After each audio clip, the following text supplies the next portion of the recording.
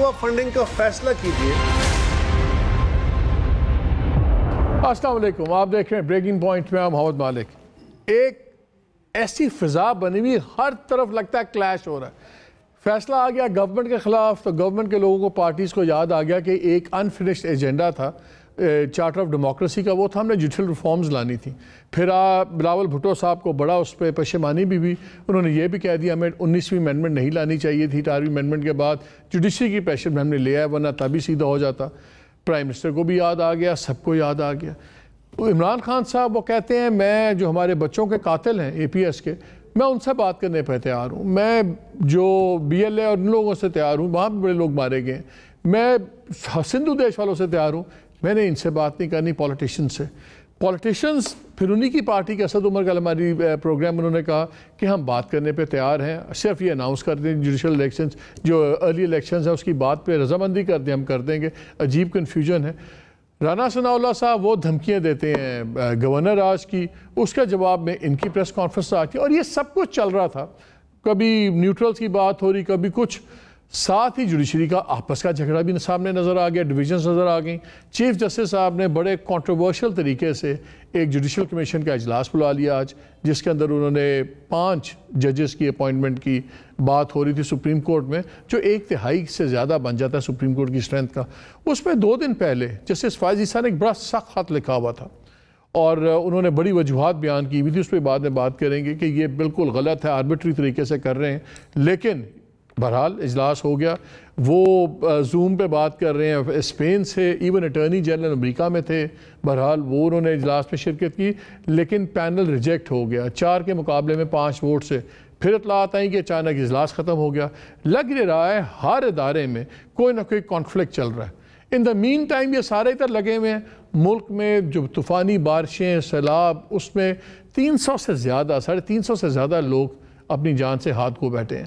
بلوچستان میں 111 آج کا کاؤنٹ ہے جو اب تک لوگ مارے جا چکے ہیں۔ کسی پولیٹیشن کو توفیق نہیں ہوئی، چاہے وہ اپوزیشن کا ہے، چاہے سرکار کا ہے، کہ جائیں جا کے ان کی داد رسی کریں۔ سارا زور اسلام آباد میں پاور پالیٹکس میں چل رہا ہے۔ کل پنجاب کے اندر اسپیکر کا الیکشن بھی ہے 4 بجے، پھر ایک نو کانفرنس موو بھی کر دی گئی ہے ڈپٹی اسپیکر کے خلاف۔ پاور پالیٹکس ساری چل رہی ہے۔ بہرحال اس پہ بات کریں گے آج میرے پروگرام میں۔ حمزہ جوڈیشل کرائسس پہ بھی بات کر لیں گے، کیونکہ ہر چیز اس لیے جوڈیشل کرائسس امپورٹنٹ ہے کہ ہمارے جتنے پولیٹیکل مسئلے ہیں وہ بھی سارے سپریم کورٹ میں ختم ہوتے ہیں۔ آدھے سے زیادہ شروع بھی وہیں سے ہوتے ہیں، لیکن زیادہ ختم بھی وہاں پہ ہوتے ہیں۔ تو اس پہ کیا ہو رہا ہے، اس کا کیا ہماری پالیٹکس پر اثر پڑے گا، اس پہ بات کریں گے۔ اور پھر آؤٹ رائٹ کیا ہو رہا ہے، آج PDM کا اجلاس بھی تھا، اس میں یہ بحث ہم سن رہے ہیں کہ کیا الیکشن کے لیے مان دیا جائے، کیا وفاق میں گورنمنٹ سے نکل جایا جائے۔ میری جو بہت سینئر لوگوں سے بات ہوئی ہے PMLN کے، انہوں نے تو آج بھی مجھے کہا ہے، ایک صاحب لندن میں بھی ہیں، بڑے قریب ہیں نواز شریف صاحب کے، انہوں نے کہا ایسی کوئی بات نہیں ہے، اور اصل بات یہ ہے کہ ہم تو افورڈ ہی نہیں کرتے اس وقت الیکشن میں جانا، جو فضا بنی ہوئی ہے۔ اور جتنے منہ اتنی باتیں، ان تمام چیزوں پہ بات کریں گے۔ پروگرام کے پہلے حصے میں بات کروں گا، میرے سے بیرسٹر علی ظفر صاحب ہیں، چیئرمین انصاف لائرز فورم کے، ممبر سینٹ ہیں۔ عرفان قادر صاحب ہیں، فارمر جج Lahore high court, x attorney general اور ایکس پروسیکیوٹر جنرل نیب۔ اور ہمیں جوائن کر رہے ہیں عثمان ڈار صاحب، سینئر لیڈر PTI، اور عظمہ بخاری صاحبہ، سیکرٹری انفارمیشن پنجاب MP ہیں۔ جی بھٹی صاحب کیا کہہ رہے ہیں آپ؟ ٹھیک ہے، ہمیں دونوں کنیکٹڈ ہیں۔ ذرا میں عرفان صاحب آپ سے شروع کرتا ہوں۔ آج جو ہوا ہے اس کا وہ اب کیا ہمیں نظر آ رہا ہے، سپریم کورٹ پہ بھی سپلٹ ہو گیا ہے، کلیئر سپلٹ نظر آ رہا ہے ہمیں؟ یہ سپلٹ کی وجہ ہے نا کہ فل کورٹ نہیں بن رہا تھا، وہ تو ہماری جو اپریہنشن تھی کلیئر ہو گئی آج۔ اس کا اس سے کیا تعلق ہے؟ اگر سپلٹ نہ ہو تو پھر تو کمفرٹیبلی وہ بینچ بن جاتا نا، کیونکہ سارے مطلب فل کورٹ پہ چل رہا تھا معاملہ، تھرو آؤٹ آپ پیٹرن نہیں دیکھ رہے، it's too much of a coincidence کہ وہی ججز وہی کیسز سنتے چلے جا رہے ہیں، سنتے چلے جا رہے ہیں، سنتے چلے جا رہے ہیں۔ یعنی ایک جج صاحب فائز عیسیٰ کا کیس جو ہے وہ تو 10 جج جو ہے وہ سنتے ہیں، اور یہاں پہ پورے پاکستان کا کیس جو ہے وہ 3 جج، اور پھر علی ظفر صاحب جو ہیں جو کہ میں میرے بہت دوست ہیں اور میں ان کی بہت عزت کرتا ہوں، ان کی اپنی پرابلمز ہیں، مطلب وہ خود کہہ رہے ہیں کہ نہیں وہ 3 جج ہی سنیں۔ علی ظفر صاحب کو کیوں نہیں کہہ سکتے تھے کہ سارے سن لیں؟ علی ظفر صاحب کا کوئی وہ ان سے پوچھ لے کہ وہ کیوں یہ کہہ رہے تھے. اگر وہ پورے اویلیبل نہیں تھے چلو 10 سن لیتے 9 سن لیتے. یہ کیوں تھا ان 3 پہ کیوں انسسٹ کر رہے تھے؟ اس سے بھی ہماری بات کو تقویت ملتی ہے. لیکن علی ظفر صاحب بالکل ان کا اس پہ ان کا پوائنٹ آف ویو لیں, بیکاز علی ظفر صاحب کو پورا ان کا موقع دیں اس بات پہ سیٹسفائی کرنے کا. جی علی ظفر صاحب, آپ نے بات سنی عرفان قادر صاحب کی, چلیں اس پہ ہی بات کر لیتے ہیں. لیکن ساتھ ایک اور بھی میرا سوال ہے کہ گورنمنٹ کو جو اب اچانک ریفارمز یاد آئی ہیں کہ انتقامی کارروائی ہے, بیکاز ابھی رگڑا لگا ایک فیصلے میں تو سڈنلی سب کو یاد آ گیا, یہ ایک سوال ہے. لیکن پہلے اس کا جواب دے دیں, آخر آپ لوگوں کو اعتراض کیا تھا یہ فل بینچ میں نظر اب یہ آ رہا ہے آج کے ووٹ کے بعد جو یہ جوڈیشل کاؤنسل میں ہوا ہے کہ واقعی 2 گروپس ہیں, اور شاید اسی لیے چیف جسٹس صاحب سرٹن ججز کے ساتھ ہی بینچز بناتے ہیں اور باقیوں کو نہیں لاتے اس میں. جی دیکھیں, جہاں تک تو سپریم جوڈیشل کاؤنسل کا معاملہ ہے اور اس کی جو کاروائی ہے, اس کا جو کیس تھا جس کی سماعت ہوئی اور فیصلہ ہوا, ڈپٹی اسپیکر پنجاب اسمبلی کی جو رولنگ کو چیلنج کیا گیا تھا, دونوں کا آپس میں کوئی تعلق نہیں. سپریم جوڈیشل کاؤنسل کی پہلے بات کرتے ہیں. سپریم جوڈیشل کاؤنسل میں ایک وقت یہ تھا جب یہ بنائی گئی تھی تو یہ ایک ڈکٹیٹوریل قسم کی یہ ایک اینٹیٹی بن گئی تھی جس میں چیف جسٹس صاحب آتے تھے اور وہ جو کچھ کہتے تھے باقی سارے لوگ, اینٹیٹی بن گئی تھی جس میں چیف جسٹس صاحب آتے تھے اور وہ جو کچھ کہتے تھے باقی سارے لوگ اس کی بات مان جاتے تھے, اور جو ساری پروسیڈنگز تھیں وہ بڑی سیکرٹ طریقے سے ہوتی تھیں. تو ہم سارے اس کو آبجیکٹ کرتے تھے, ہم سارے اسے شکایت کرتے تھے کہ جناب یہ کیا ہے, اس کا مطلب کوئی ڈیبیٹ ہی نہیں ہوتی, کوئی آپس میں کوئی ایک بندہ بھی نہیں کہتا کہ مجھے یہ منظور نہیں ہے, اور پروسیڈنگز اوپن اور ٹرانسپیرنٹ کیوں نہیں ہوتی. یہ اپوائنٹمنٹ کا پروسیس بالکل اوپن ہونا چاہیے. ہر جج کی, ہر جو اس میں پارٹیسپینٹ ہے, چاہے وہ اٹرنی جنرل ہو, چاہے وہ لا منسٹر ہوں, چاہے وہ بار کاؤنسل کے ریپرزینٹیٹیو ہوں, اب آپ کے خیال میں بڑی اوپن ہو گئی ہے. تو اب وہ اوپن ہو گئی ہے. اب جب اوپن ہوتی ہے تو ہم کہتے ہیں کہ یہ تصادم ہو گیا ہے اور یہ کانفلکٹ ہے. ایسی بات نہیں ہے. سارے اپنے اپنے انڈیویجول. آپ نے فائز عیسیٰ صاحب کا خط پڑھا ہوگا, آپ نے فائز عیسیٰ صاحب کا 25 جولائی والا خط پڑھا ہوگا جس پہ انہوں نے بہت اعتراضات اٹھائے. ایک انہوں نے اٹھایا کہ خود چھٹیوں کا روسٹر اپروو کیا چیف جسٹس صاحب نے, اور وہ لکھتے ہیں کہ آپ نے چھٹیاں سپریم کورٹ کا روسٹر ایشو کیا, اس کے مطابق ججز باہر نکلے, میں بھی باہر گیا, دوسرے ججز بھی اپنے اپنے مطابق ملک سے نکلے یا جہاں بھی گئے. اس کے بعد اچانک آپ نے یہ اجلاس بلایا. اس پہ پہلے 3 اجلاس آپ نے ہائی کورٹ کے ججز پہ کیے جن کی ضرورت نہیں تھی, اور اس پہ اتنی جلدی کیا تھی, آپ پھر چھٹیوں کے بعد کر لیتے. اور ان کا مطلب یہ تھا کہ ایک جج ریٹائر ہو رہے ہیں 2 ہفتے سجاد علی شاہ صاحب, ان کو بھی آپ نے بٹھا دیا, یعنی کہ وہ بھی فیصلہ کریں گے کہ ان کی جگہ کون آئے گا. مجھے یہ بتائیے, اور بھی اعتراضات بہت سے ہیں, جلدی کیا تھی اتنی کہ یہ اس طرح بلایا گیا کہ اٹارنی جنرل علاج کے لیے گئے ہوئے ہیں, وہ بھی زوم پہ آ رہے ہیں, جو آپ کے سینئر موسٹ جج ہیں عیسیٰ صاحب, فائز عیسیٰ صاحب, وہ بھی زوم پہ اسپین سے جوائن کر لیں. اس سیشن کی اتنی ایمرجنسی کیا تھی اس اپوائنٹمنٹس کی چیف جسٹس صاحب کو؟ جی وہ تو دیکھیں, ایڈمنسٹریشن جو چیف جسٹس صاحب کے پاس ہوتی ہے ان کو زیادہ بہتر پتہ ہے. میں صرف اندازہ لگا سکتا ہوں. اندازہ میرا یہ ہے کہ اس وقت ہمارے پاس 3 یا 4 سیٹیں سپریم کورٹ کی خالی ہیں, 50-60 ہزار پتہ نہیں کتنے کیسز پینڈنگ ہیں, بینچز جو ہیں ان کو دن رات کام کر رہے ہیں, تو ایک سٹرینتھ بڑھانے کی جلدی ضرورت تو ہے. تو پھر ججز کی چھٹیاں اس کے مطابق کر دیتے, ججز کو چھٹیوں پہ بھیجنے سے پہلے اجلاس کر لیتے. اجلاس چھٹیوں آپ کے اعتراضات, جی آپ کے اعتراضات تو ہو سکتے ہیں. آپ نے مجھ سے پوچھا تھا اندازہ میرا کیا ہے, تو میرا خیال ہے جلدی اس بات پہ ہے. لیکن آپ کے خیال میں بہتر کیا تھا, چھٹیوں کے بعد کر لیتے کہ اگر 1 سال سے کیسز پڑے ہوئے ہیں تو کیا 30 دنوں میں بہت قیامت آ جانی تھی آپ کے خیال میں کیسز میں؟ جی بالکل, آپ صحیح کہہ رہے ہیں کہ اگر وہ کر دیتے تو اس میں بھی کوئی ایسی بات نہیں تھی, اگر ڈیلے تھوڑا سا ہو بھی جاتا. لیکن بہرحال یہ کوئی ایسی مجھے کوئی اتنا سیریس ایشو نہیں لگ رہا. ایک چیف جسٹس ہیں, ان کا ایک فیصلہ ایدر وے تو انہوں نے کرنا ہے. ہو سکتا ہے وہ اگر نہ کرتے تو ہم سارے یہ بات کرتے کہ جناب آپ کیوں نہیں ججز کو اپوائنٹ کر رہے, یہ کیوں خالی سیٹیں رکھی ہوئی ہیں. آپ کو جیسے قادر صاحب نے پوچھا, عرفان قادر صاحب نے پوچھا, آپ کو فل بینچ یا لارجر بینچ پہ اعتراض کیوں تھا علی؟ جی مجھے اب وہ میں بتاتا ہوں. وہ میرا بڑا سیریس اعتراض تھا, اور وہ اعتراض میرا عدالت نے مانا بھی. سب سے پہلے تو میں اس چیز کے بالکل اگینسٹ ہوں کہ آپ کسی طرح کی بلنگ ٹیکٹک کریں عدالت کے اوپر, کہ عدالت کے باہر بیٹھ کے آپ ڈیمانڈ کریں کہ ہمیں فل کورٹ چاہیے, ہم پارٹیز ہیں, ہم پولیٹیکل پارٹیز ہیں, ہمیں یہ کیس ایسا ہے جس میں آپ کو فل کورٹ بنانا ہی بنانا ہے, نہ بنایا تو ہم یہ کر دیں گے اور وہ کر دیں گے. اس قسم کی اگر بلنگ ٹیکٹک ایک بار کورٹ ماننا شروع ہو جائے صرف اس وجہ سے, اور کوئی وجہ نہ ہو قانونی وجہ, صرف اس وجہ سے مانے, تو یہ وجہ ہو گئی, بلیک میل ہوتا رہے گا. یہ تو ایک تھا. دوسری مسئلہ یہ ہے کہ آج سے 25 سال کی اگر آپ ہسٹری دیکھ لیں تو فل کورٹ صرف 3 یا 4 بار بنائے, اور وہ بھی تب بنائے جب اس وہ جو کانسٹیٹیوشنل امینڈمنٹس کا ایشو آیا تھا. ایک ایشو آیا تھا کہ کیا عدالت کے پاس یہ اختیار ہے کہ وہ امینڈمنٹس کو, کانسٹیٹیوشنل امینڈمنٹس کو بھی کہہ دے. لیکن علی صاحب مجھے ایک بات بتائیں, ایک ایسی آئینی, سن لیجیے نا میری بات, نہیں میں سوال ایڈ آن میری بات سن لیجیے. ایک ایسی آئینی تشریح جس میں پہلے عمران خان صاحب کی گورنمنٹ گری, پھر اس کے بعد پنجاب میں ان لوگوں کی گورنمنٹ گری, اور اس کے ایک بہت دور رس قسم کے اثرات ہیں, پورا لینڈسکیپ چینج ہوگا بیکاز پنجاب گورنمنٹ گرنے سے سینٹر کی گورنمنٹ بھی گر سکتی ہے.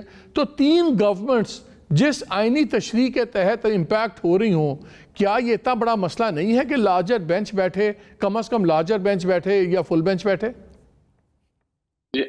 مالک صاحب, میں آپ کو آدھا وکیل سمجھتا ہوں, اس لیے آپ سن لیجئے تو آپ میرے سے ایگری کر جائیں گے اینڈ میں. جب بھی آپ نے 25 سال میں بنائے ہیں 3 یا 4 فل بینچز, وہ سارے ایسے معاملے تھے جس میں اتنا گمبھیر ایشو تھا. ایشو یہ تھا مثلاً ایک کیس میں کہ کیا آئین کے تحت عدالت کے پاس یہ حق ہے کہ وہ یہ کہہ دے کہ آئین میں تبدیلی پارلیمنٹ لا ہی نہیں سکتا, کیا کوئی بیسک سٹرکچر ہے آئین کا. اس قسم کے جب ایشوز تھے تو عدالت نے سوچا کہ اس کے اوپر, یا اس وقت کے چیف جسٹس نے سوچا کہ اس میں فل کورٹ کی ضرورت ہے, ہر جج کا ویو ہے. تو اس کا مطلب یہ ہوا, اور اس 25 سال میں کوئی تقریباً 40 ایسے کیسز ہیں جو کہ جس میں عدالت کو ریکویسٹ کی گئی کہ آپ فل کورٹ بنائیں, عدالت نے ریفیوز کیا. اور تقریباً کوئی 4,500 ایسے کیسز ہیں جس میں کانسٹیٹیوشنل پروویژنز کی انٹرپریٹیشن تھی, لیکن وہ 2 ججز یا 3 ججز نے ڈیسائیڈ کیا. اب عدالت کے سامنے عدالت نے پوچھا کہ ٹھیک ہے جناب, ہم تیار ہیں, ہم بالکل تیار ہیں کچھ آپ کی بات سننے کے لیے, لیکن آپ یہ بتائیں کہ اس کیس میں اتنا کون سا گمبھیر مسئلہ ہے, کون سا ایسا لیگل ایشو ہے جو کہ ہم 3 ججز نہیں ڈیسائیڈ کر سکتے.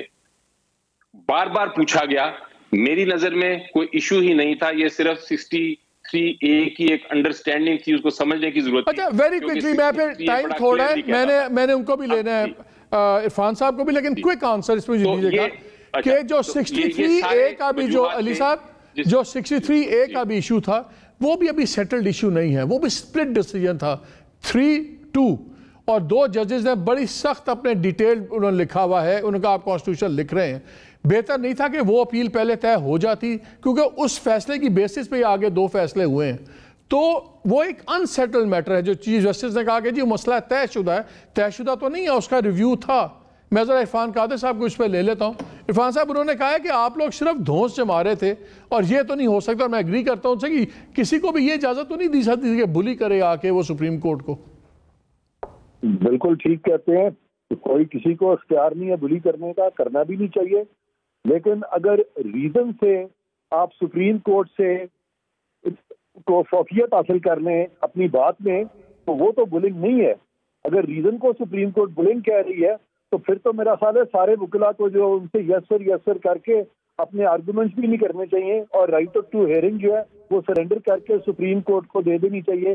کہ یہ میں آپ کو بتاؤں مالک صاحب, ایک انڈیپینڈنٹ جج اگر ہو نا, یا ایک انڈیپینڈنٹ وکیل ہو, اور 100 جج انریزنیبل بات کرنا شروع کر دیں, تو پاکستان کا وائبرنٹ میڈیا, آپ جیسے پڑھے لکھے لوگ سب کچھ دیکھ رہے ہوتے ہیں, اور اسی میں پورے 10-20 جج ایکسپوز ہو جاتے ہیں.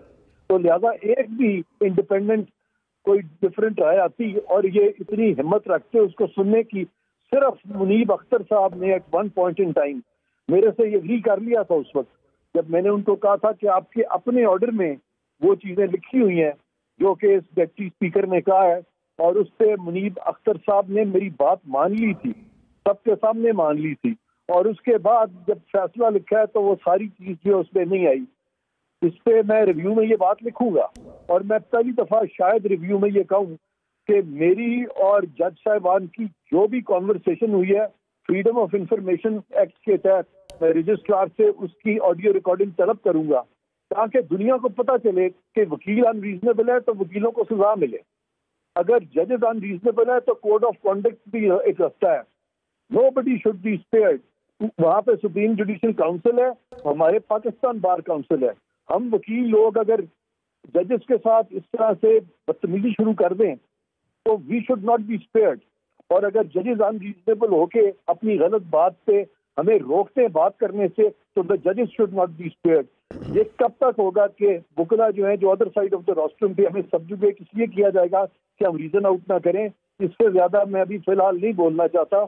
یہ میرا علی ظفر صاحب ایسے ایک انٹرسٹنگ جو انہوں نے کانورسیشن کی بات کی ویری کوئکلی تاکہ میں سیگمنٹ میں نے دوسرے پہ جانا ہے. ایک بڑا انٹرسٹنگ فیصلے کے اندر ایک جگہ چیف جسٹس صاحب لکھتے ہیں کہ ان کے وکلا آئے ون آفٹر اندر اور انہوں نے آ کے کہا کہ جی ہم بوائیکاٹ کر رہے ہیں. ہاؤ ایور اس کے بعد یہ کمرہ عدالت میں موجود رہے اور گھنٹہ ڈیڑھ جو بھی ڈیڑھ گھنٹہ سنتے رہے پروسیڈنگز کو. ہماری اسپیشل ٹرانسمیشن میں آئے ہوئے تھے وکیل جو چودھری شجاعت صاحب کے تھے. میں نے ان سے یہ پوچھا کہ آپ لوگ عدالت سے باہر کیوں نہیں گئے؟ انہوں نے آن ایئر آن ریکارڈ کہا کہ یار ہم نے جب کہا کہ ہم نے بوائیکاٹ کیا ہے ہمیں خود چیف جسٹس نے کہا کہ آپ لوگ عدالت میں تشریف رکھیں اور ہو سکتا ہے آپ کو انٹرسٹنگ باتیں سننے کو ملیں. تو ہم out of courtesy chief justice کے کہنے پہ عدالت میں بیٹھے رہے. لیکن جب فیصلہ میں پڑھتا ہوں تو اس میں چیف جسٹس صاحب لکھتے ہیں how ever they stayed in the court room. اور تاثر یہ مل رہا تھا کہ چیف جسٹس کہہ رہے ہیں کہ ان لوگوں نے بائیکاٹ کیا تھا تو پھر بیٹھے کیوں رہے؟ اور حقیقتاً انہوں نے خود ان کو ریکویسٹ کی تھی کہ آپ بیٹھیں. تو یہ چیزیں سوالیہ نشان تو اٹھتے ہیں. ورنہ یہ مینشن کرنے کی میرا سوال علی یہ ہے کہ اگر یہ انسگنیفیکنٹ بات ہے تو پھر چیف جسٹس صاحب نے اس کو مینشن کیوں کیا ہوا تھا فیصلے میں how ever they stayed in the court and listened to the proceedings and all that. ضرورت کیا تھی وہ مینشن کرنے کی؟ مالک صاحب دیکھیں جو جہاں تک تو کیس کا تعلق ہے میں چونکہ اس میں شامل تھا اور میں بحث کر رہا تھا پرویز الہی صاحب کی طرف سے اس کیس میں تو مجھے بڑی اچھی طرح پتا ہے کہ جب ہفتے کو یہ آئے تھے سارے وکلا تو انہوں نے کسی نے بھی آبجیکٹ نہیں کیا تھا عدالت کی کاروائی کے اوپر. انہوں نے صرف ٹائم مانگا تھا اور یہ کہا تھا کہ ہم ٹائم لے کے آ رہے ہیں. اس کے بعد پھر اور ہمیں جواب دینے کا ٹائم دیا جائے. اس کے بعد ہر ایک نے جواب بھی دیا اور جواب دینے کے بعد جب ہر ایک نے پورا دن بحث کی تو انہوں نے میرٹس پہ ہی بحث کی کیونکہ میرٹس پہ ان کو بحث کرنی پڑ رہی تھی. ساتھ ساتھ وہ یہ بھی کہہ رہے تھے سارے کہ یہ ہمیں نہیں میرا ٹائم میرا ختم ہو رہا ہے. عرفان قادر صاحب also wants to put in a closing comment. کیا یہ گفتگو ایسے ہی ہوئی تھی؟ آپ بالکل صحیح فرما رہے ہیں. میں جب کورٹ پہ گیا پہلی بات تو میں نے بوائیکاٹ نہیں کیا. میں نے کہا جی پاکستان کی large segment of political leadership کا بوائیکاٹ ہے اس لیے میرے سائل نے مجھے یہ کہا ہے کہ میں اب ان پروسیڈنگز کا حصہ نہ بنوں. لہذا ہمارے پاس ایک رائٹ ٹو ریویو بھی ہے آپ کے کل کی آرڈر کے خلاف. تو بہت بہت شکریہ. اور میں ایک سیکنڈ بھی وہاں نہیں بیٹھا.